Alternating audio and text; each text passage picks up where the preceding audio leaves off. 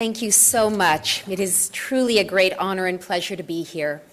I have to say that there's a particular sense of blessing that seems to rest on this brimming room today, and I'm sure that that's due in part to the wonderful spirit of goodwill, the warm hearts, and the sense of optimism and love of the participants. But Your Holiness, it is undoubtedly a reflection of the blessing that you bring to this capital, and so we are so honored and so grateful to have you here.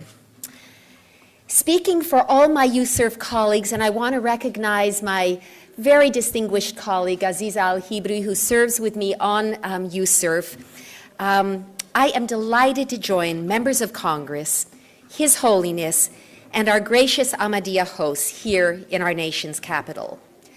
Soon you will hear His Holiness speak about his vision of peace and freedom among peoples and nations. This has been the Ahmadiyya message since its founding in 1889, well over a century ago. Indeed, when it comes to freedom of religion, there is unmistakable evidence that without freedom, there can be no peace. Nations which fail to protect the right to religious freedom fail to achieve peace within their own borders. All too often, they experience hatred and strife, violence and instability. In many of these countries, people have almost no idea what it's like to feel safe, secure, and truly free to live out their beliefs in peace as their conscience leads. Today, nearly 70% of the world's people live in such nations. This includes millions of members of the Ahmadiyya community. Since 1974, Pakistan's constitution has labeled all Ahmadiyya non-Muslims. For more than a quarter century, Pakistan's government has barred the community from calling its own worship centers mosques, from publicly uttering the traditional Islamic greeting, or quoting from the Quran, and from displaying Islam's basic affirmation. Throughout Pakistan, Ahmadiyya are prohibited from sharing their faith with others or publishing or disseminating their own material. They are restricted from building houses of worship and holding public gatherings. And since they must register as non-Muslims to vote, Ahmadiyya, who insist they are Muslims, as they surely are effectively disenfranchised. Coupled with Pakistan's blasphemy laws, which affect every faith community, these laws have helped foster a climate of violence against Ahmadiyya members. The terrible attack on Lahore mosques in May of 2010 was but one example. But sadly, Pakistan isn't the only country which violates the freedom of religion for Ahmadiyya.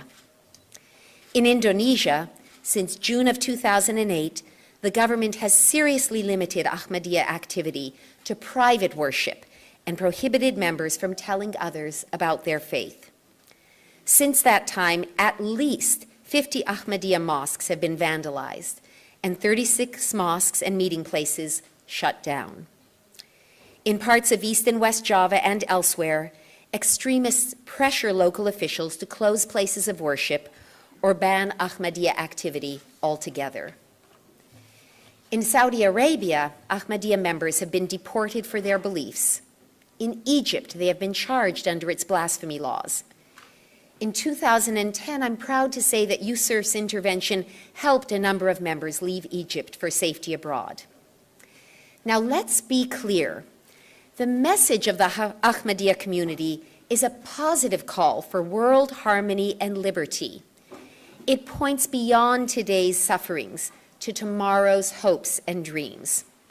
Nonetheless, if we are to stand for these principles, we who believe in peace and freedom dare not be silent. We must take a stand for those who face persecution, wherever and whenever it occurs. So, what can we do? First, we must realize that the same societies that violate the religious freedom of the Ahmadiyya also abuse the rights of others. As USERF has documented, where Ahmadiyya suffer, Hindus and Christians, Sikhs and Baha'is, Shia and other Muslims often are persecuted as well. Second, in order to protect the rights of all, including the Ahmadiyya, and foster peaceful, stable societies, We who are in Washington must make religious freedom a truly compelling foreign policy priority, woven into every aspect of our relationships with other countries. Finally, the United States government should specifically confront governments which target the Ahmadiyya. It should urge Pakistan to amend its constitution and rescind all anti-Ahmadiyya laws. It should urge Indonesia to overturn its 2008 decree and all provincial bans against Ahmadiyya religious practice.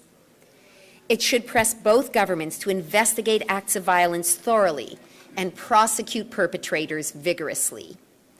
And until Pakistan proves itself to be serious about reform, USCIRF believes that it does qualify as a country of particular concern.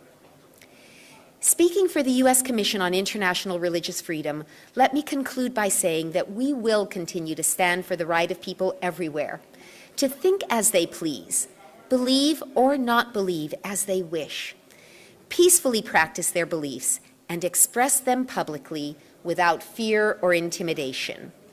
We are proud to stand with the Ahmadiyya community and proclaim together that these and other freedoms are the birthright of humanity. Thank you so much.